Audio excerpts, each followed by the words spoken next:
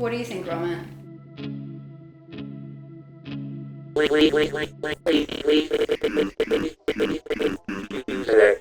I didn't want to do this, guys. I really didn't. But what a disappointment. Okay, I'm sorry. I'll try harder.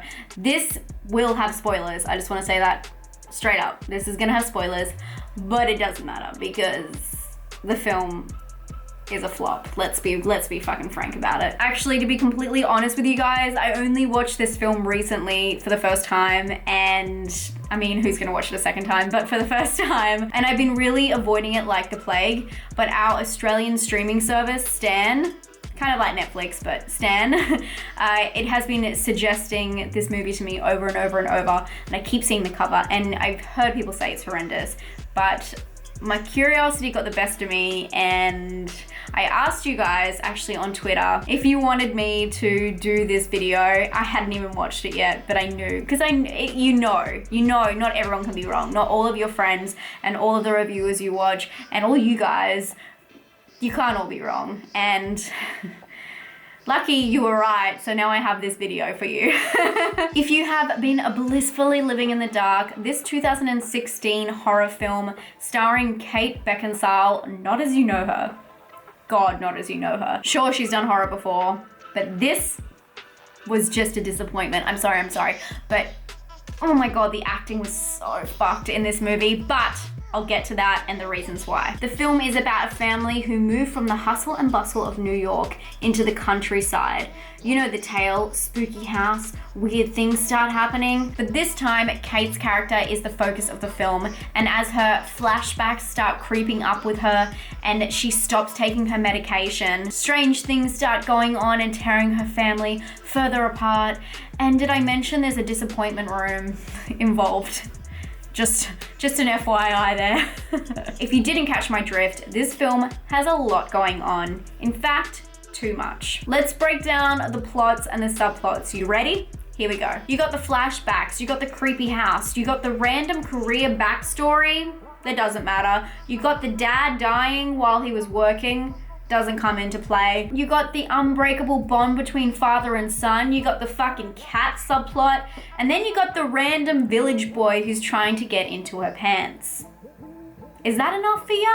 Oh yeah, disappointments room. That's also in here somewhere. But that's not all. You've also got the haunting. Of course, that has to come into the story somewhere. And I don't know about you guys, but I love a subtle haunting. You know, one that slowly creeps up on you, especially given the fact that she's not taking her medication. Is it in her head? Is it real? We've definitely seen that before. But, you know, they could have played with it. But instead, you're hit in the face repeatedly by all these different aspects, and it's not one at a time, it's all of them at once. You got your ghost dog, you got your mystery grave on the property, you got your paintings covered by mirrors, you got the ghost which she has conversations with, and of course, you got the disappointments room where she loses track of all time. It's like an alien abduction. Please, don't hurt me.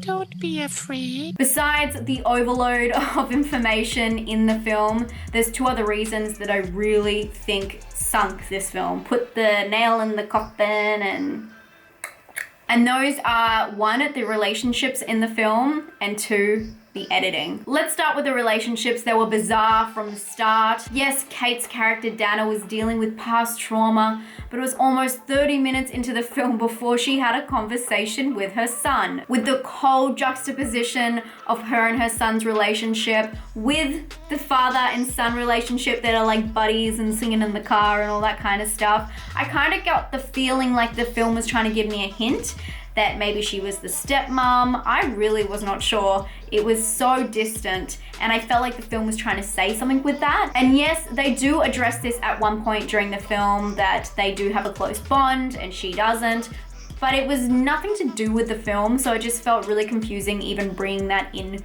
to the situation with so much going on. She also has this weird relationship with her husband where at one point he actually apologizes for taking charge in a situation, which I applaud. Great. But the whole thing didn't make any sense, and the power play struggle between them really had nothing to do with the storyline at all and was never brought up again, and it just felt so forced and random and strange, just strange. And then thirdly, you've got her relationship with the town village boy, whatever you want to call him, and how he's like hitting on her, and then they're like sharing cigarettes, and then she's like, what would your girlfriend think about us sharing cigarettes? And he's like, I don't have one. And it was just weird.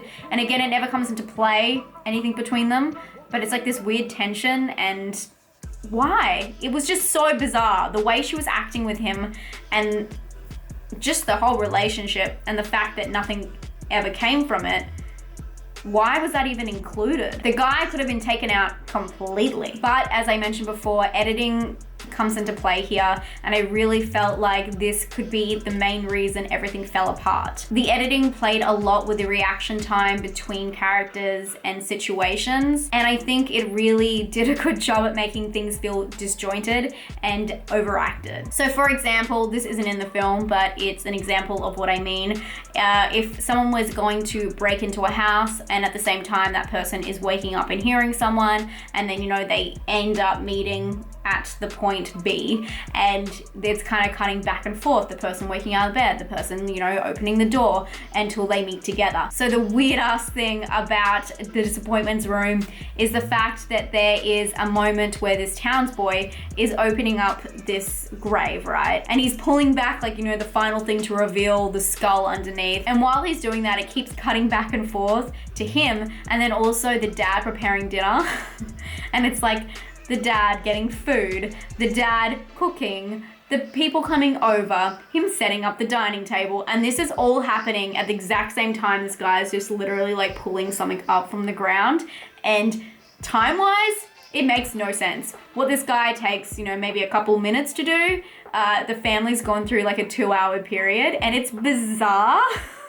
It's like, what the fuck is going on? Is he in the Disappointments Room and he's lost all track of time? I don't get it. The editing in this film, it was almost like it was trying to create tension. And if the biggest tension you can find in your horror movie that you really want to hold on to is someone making dinner, you might want to rethink some things. The last point I have with the editing is the dream sequences. Holy hell. What the hell were they? I wouldn't even think they were dreams. They were just like bizarre shots of random things put together, and they weren't stylized in a way that they would look like a dream. I understand in a film where you're trying to make the dream look like reality, the person wakes up sweaty, I get it. But this, it wasn't scary. It was just bizarre and weird. And the whole thing is just fucking strange, and it's just a disaster, begging to be recut. Someday someone will find the raw footage and turn it into like a 15-minute movie that kind of makes sense, maybe.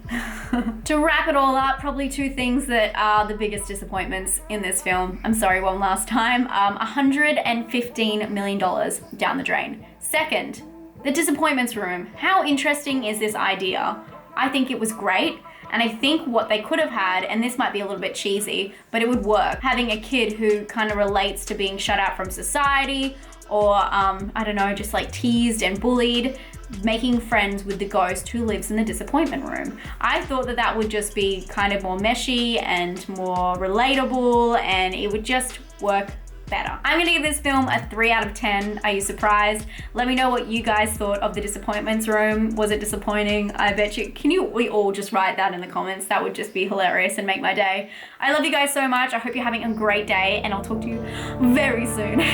Stay spooky. Bye guys.